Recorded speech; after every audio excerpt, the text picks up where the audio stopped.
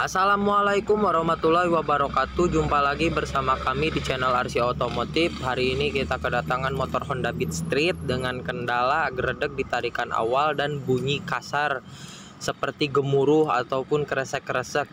Langsung saja simak videonya sampai selesai, jangan di skip agar semua bisa paham dengan video tersebut dan jenis kerusakan di motor Honda Beat Street ini. Pertama-tama kita sediakan wadah, langsung buka area bak sepitinya menggunakan kunci 8T karena wadah itu sangat penting untuk menyimpan dan menaruh baut-baut tersebut, karena kalau tidak ada wadah nanti si baut-bautnya pada hilang. Wadah apa sajalah, yang penting wadah, mau baskom, mau tol aqua atau bekas oli juga boleh-boleh saja, yang penting ada wadah. Karena sering banget itu kalau ular goler bautnya nanti suka pada hilang. Nah, motor ini jarang banget di servis. Langsung saja kita buka di area bak sepitinya.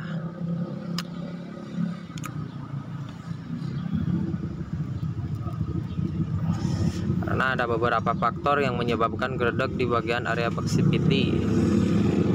Itu bisa jadi dari kampas otomatis ataupun mangkok yang sudah aus. Nah, langsung saja kita lihat di bagian area bak sepitinya udah pada ladik, udah pada kotor, banyak debu, banyak kotoran itu. Dan disitu pun kipas lawan rumah rollernya udah pada somplak, udah pohang-pohang, udah rusak lah, nggak tahu gimana itu.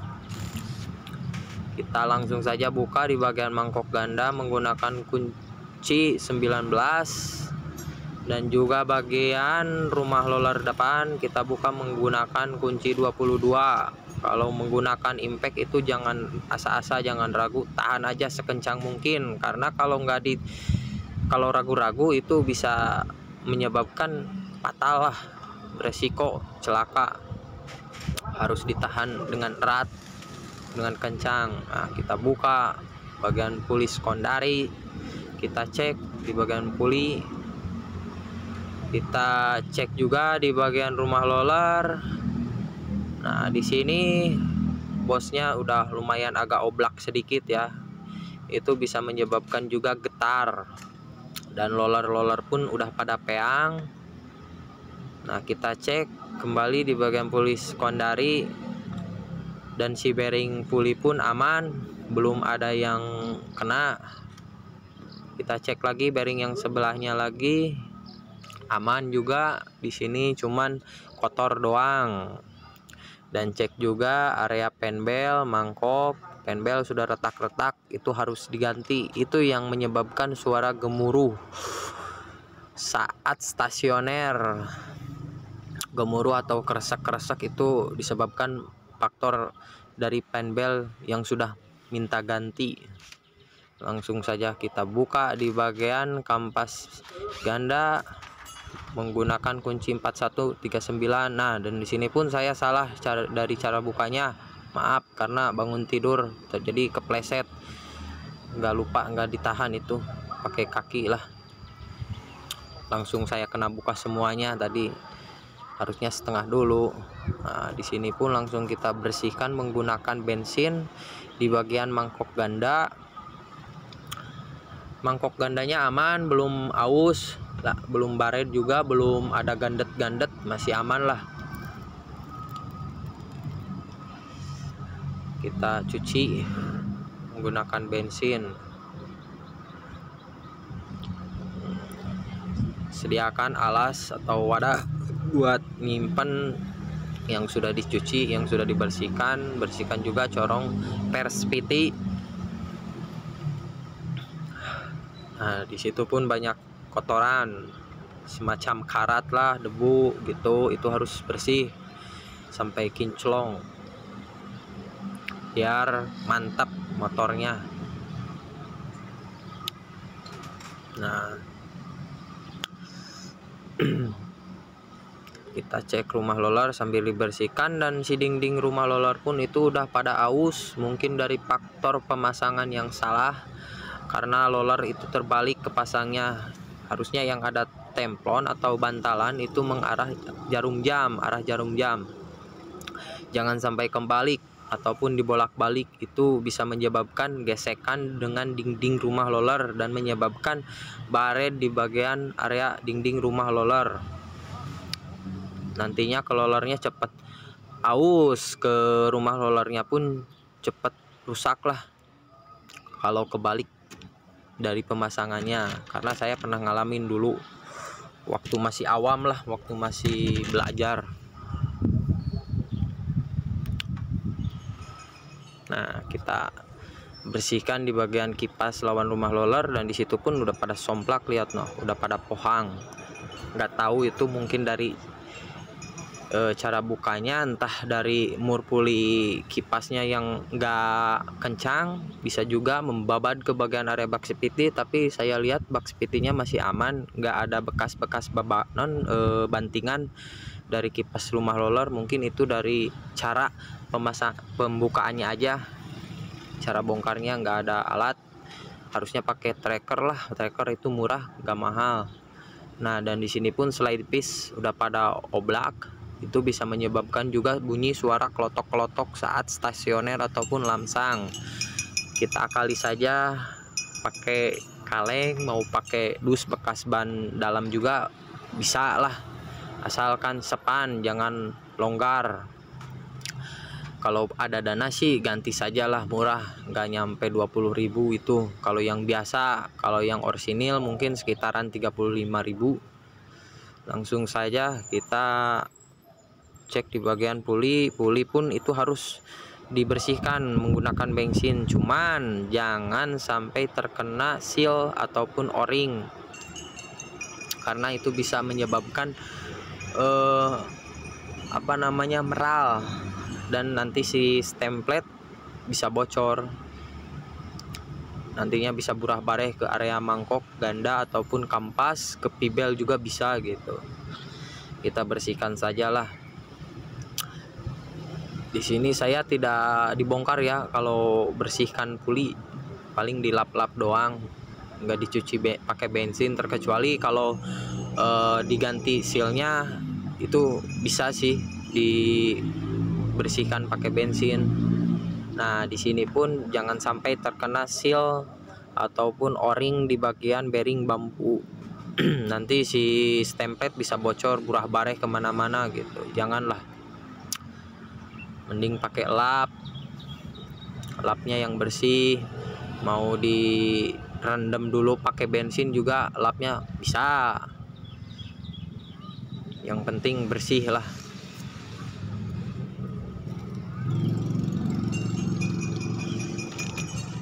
Nah, dalamannya bersihkan juga, karena pasti banyak debu kotoran.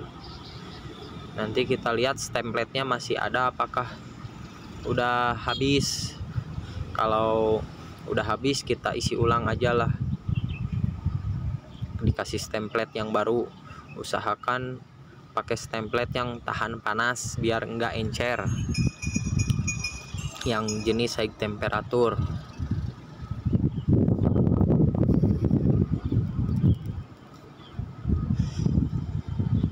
Kita bersihkan, lap-lap sampai bersih, sampai kinclong.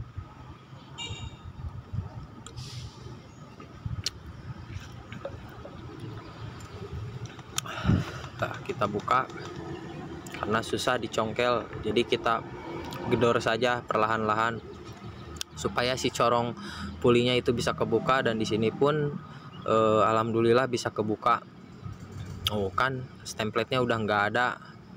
Langsung saja kita isi ulang lah pakai stemplet yang baru. Nah, di bagian torsi camnya itu kan kasih stemplet secukupnya saja, jangan banyak-banyak lah. Yang penting ada pelumas di bagian torsi cam itu, atau bisa disebut pen. Lalu masukkan kembali si corongnya, dan harus kukumah dulu, kokocok dulu ya, karena banyak stemplet lah. Harus bersih tangannya, jangan sampai ada sisa-sisa stemplet di tangan menempel di bagian puli, nantinya bisa selip si pibelnya. Kalau pin bel bisa dicuci pakai air sabun, jangan pakai bensin, nanti bisa meral kalau pakai bensin. Pakai air sabun sajalah kalau tidak diganti gitu, karena ini pin belnya udah pada retak. Si konsumennya ini motornya bukan bukan milik dia pribadi gitu, cuman motornya motor gadean. Kalau motor gadean itu suka ribet lah, serba salah, mau dibenerin takut nggak kebayar kata si konsumennya. Aduh maaf, agak sedikit balelol. Jadi kita melakukan pembersihan saja di bagian area sepiti dan dicek. Dan di sini pun untuk kampas ganda jangan dicuci pakai bensin juga, usahakan dicucinya pakai air sabun karena supaya biar bisa mencengkram. Nah, lepaskan plat penahan kampas ganda, juga sepinya ada 3 buah sepi itu lepaskan. Dan di sini pun cara pemasangan sepi mulai dari plat itu kebalik sambil dicek, dilihat di bagian dalam kampas bantalannya yang 3 buah itu apakah udah pada rusak atau masih bagus. Kalau misalkan udah patah si bantalannya, usahakan ganti saja. Nah, dan di sini pun lihat bekas ganjalan supaya ngejar akselerasi biar agak jengat sedikit gitu di tarikan awal. Cuman yang lebih baik, lebih bagus itu pakai ring bekas piston, ganjal saja di bagian corong yang ada di murup, yang ada di bagian puli.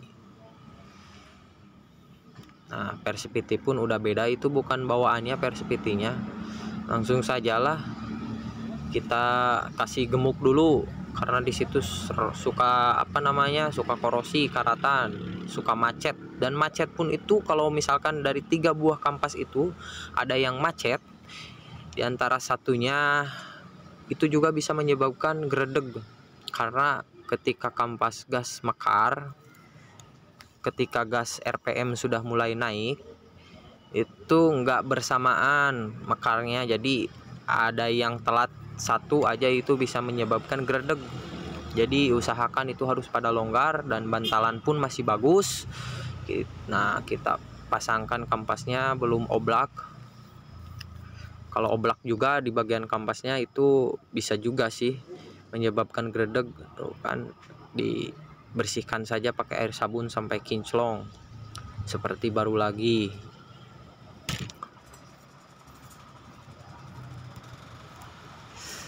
Kita pasangkan di bagian persepiti, maksudnya per sentrifugal yang 3 pieces itu yang kecil. Di sini saya tidak melakukan pergantian, harusnya sih diganti, cuman ya motornya bukan motor gadean. Nah, pasangkan satu persatu.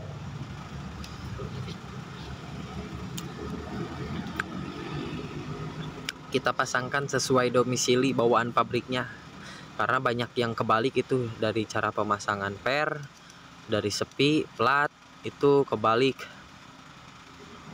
Kalau di bagian area puli belakang, kalau rumah roller itu dari rollernya aja yang pada kebalik.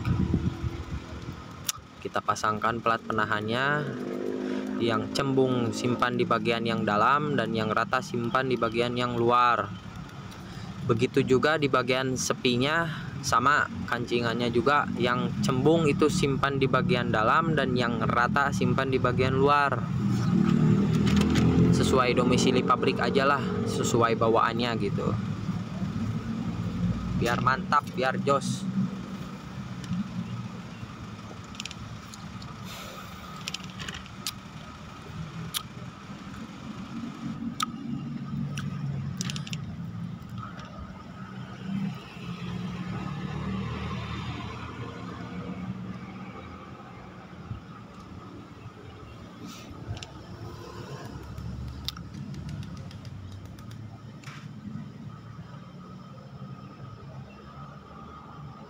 Nah, kan pasang, ketuk-ketuk, harus pasang, harus sampai masuk. Itu platnya udah bengkok, udah bengkung.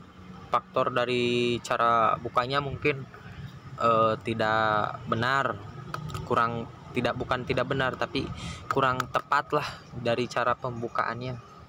Itunya harusnya barengan lah dibukanya, jangan satu dicongkel, yang duanya lagi belum kebuka, harus rata, congkel perlahan-lahan gitu kalau membuka plat. Nah, kita rakit di bagian rumah roller. Nah, ingat yang ada bantalannya mengarah jarum jam, jangan sampai kebalik. Nah, roller pun di sini udah pada peang, udah pada aus, cuman tidak diganti. Harusnya diganti itu, cuman gak apa-apa lah. Nah, harus sepan, jangan oblak gitu, jangan terlalu sepan banget, nantinya agak loyo motornya. Nah, di bagian bos rumah rollernya kasih gemuk sedikit aja, tipis-tipis lah, jangan banyak-banyak. Yang penting ada pelumas, karena di situ suka rawan karatan, nantinya macet, susah kebuka. Nah, kita pasangkan, rakit ulang di bagian perspeedy, kampas ganda kita pasangkan kembali. Dan di sini pun mur pulinya bekas pahat, bekas betel, udah pada hancur tuh. Saya ganti, cuman kepake yang ori, pakai yang biasa aja mur pulinya, yang biasa juga bagus lah. Nah, saya buka dulu. Kalau nggak ada alat, janganlah dibetel. Kalau bisa mah diusahain jangan dibetel-betel. Murah kok kuncinya, nggak nyampe ratusan ribu. Soalnya kalau di battle itu nantinya beresikonya fatal. Ke bagian rat mur pulinya pun juga bisa-bisa slack ataupun dol karena bekas betelan. Nah, di sini pun kebukanya agak lumayan keras lah. Buka, kita ganti pakai yang baru aja lah, biar mantap gitu, biar enggak nyengsol kali. Kalau nanti miring pemasangan murnya, kalau dipaksain nanti akan menyebabkan geredeg, mungkin dari situ juga bisa gitu.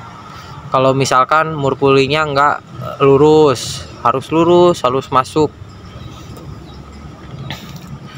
Kalau misalkan nyengsol nantinya geredeg, ke mangkok juga nantinya suka kena sih.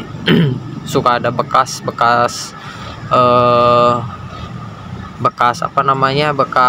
bergesekan. Langsung saja kita rakit di bagian rumah roller, kita pasangkan ring, selip, kita pasangkan pinbel yang ada panahnya menghadap ke depan. Di sini pinbelnya enggak saya ganti, cuman cuci saja pakai air sabun. Kita pasangkan kipas lawan rumah rollernya.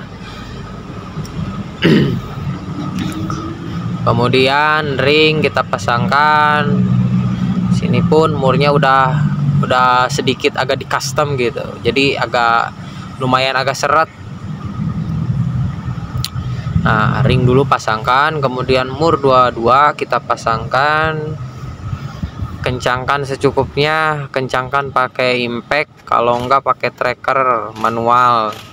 Kalau mau pakai kunci torsi juga boleh.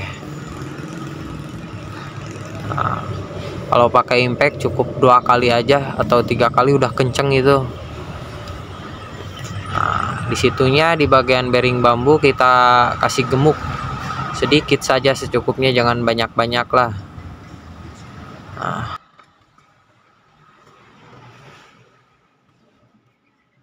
lumayan masih bagus itu area pulinya, cuman kotor doang.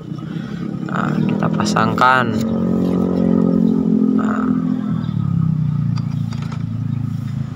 Mangkok kita pasangkan, kemudian ring, kemudian mur 19. Kalau mur 19 jangan kebalik, ingat, yang cembung simpan di bagian yang luar dan yang rata simpan di bagian dalam. supaya biar tidak terjadi dret-dret di kecepatan tertentu, di kecepatan 40 ke atas sampai 50 itu biar nggak ada getaran. Nah, dan di sini pun motornya sudah mantap jos, cuman ada suara gemuruhnya belum hilang karena si bagian penbel itu kan udah rusak, harusnya diganti, cuman saya tidak melakukan pergantian.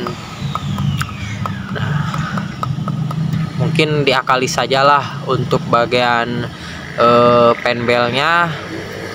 Mau dikasih lilin juga boleh, cuman kalau dikasih lilin itu enggak kurang awet. Mending bekas pisau gerindaan lah yang mantep gitu.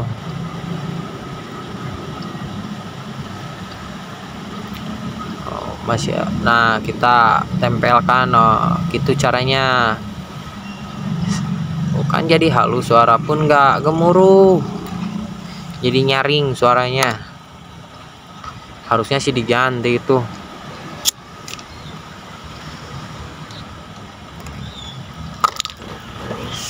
Jangan lupa guys, sambil ngopi sambil ngerokok biar mantap pokoknya lah. Nah, kita blayer sedikit, jangan terlalu di blayer lah, soalnya baknya nggak pasang. Nah, dan di sini pun ada kendala lagi di bagian bearing sepiti atau bearing bak sepiti. Itu cara pemasangannya kebalik.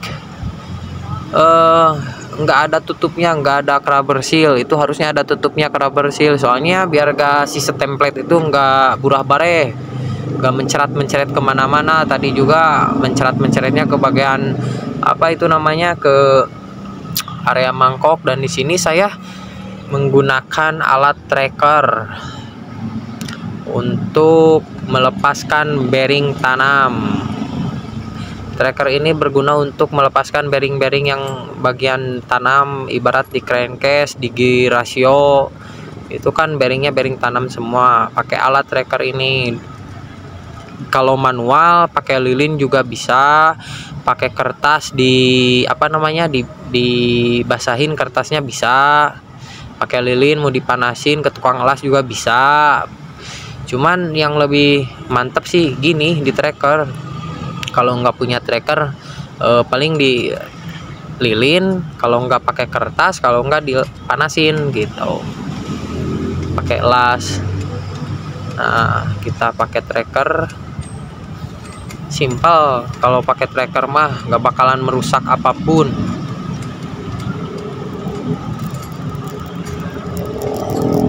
Saya gunakan tracker ini dari merek Grip On, yang kualitasnya udah mantep lah, udah terkenal, udah tidak bisa diragukan lagi untuk soal kualitas. Dan si harganya pun lumayan cukup mahal kalau dari Grip On gitu.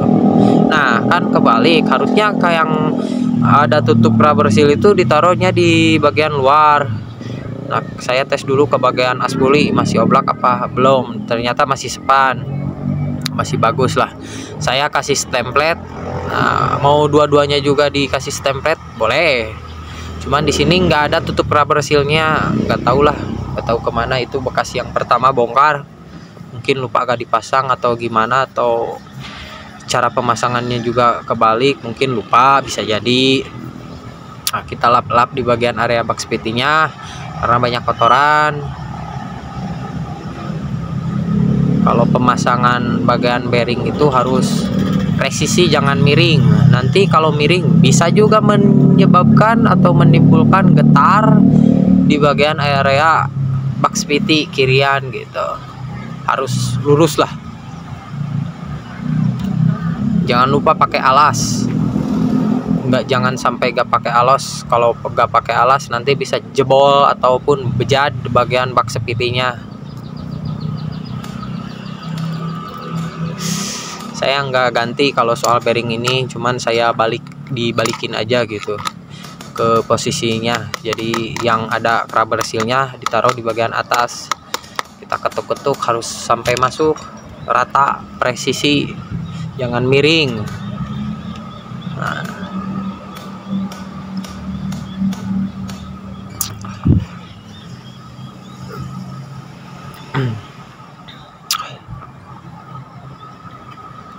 Oh, kan udah mantep. Sekarang mah nggak bakalan bocor lagi si stempletnya, si gemuknya nggak bakalan burah bareh. Jadi tenang saja. Jangan lupa sepi pengancingnya kita pasangkan, yang rata simpan di bagian yang luar, dan yang cembung simpan di bagian dalam. Jangan sampai kebalik. Kalau sampai kebalik nantinya kurang mantep lah kalau nggak sesuai bawaan pabriknya.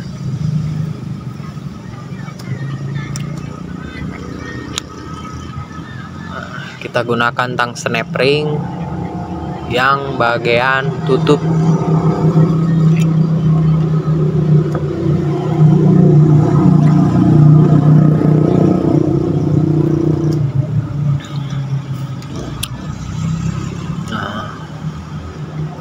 Harus sampai masuk itu tang sepi pengancingnya juga udah bengkok. Kita ketuk-ketuk lagi, harus sampai masuk. Nah, udah masuk, udah mantap pokoknya lah. Sekarang mah gak bakalan bocor lagi, SIM stempletnya gak bakalan burah bare. Langsung saja kita pasangkan bak spitinya dan dicek-cek, jangan sampai ketinggalan bos pindawalnya atau bos center. Ada 2 biji, 2 pieces itu depan belakang, jangan sampai lupa gak kepasang, nantinya bisa oleng. Kita kencangkan secara menyilang dan secukupnya, jangan terlalu kencang, nanti bisa selek ataupun dol.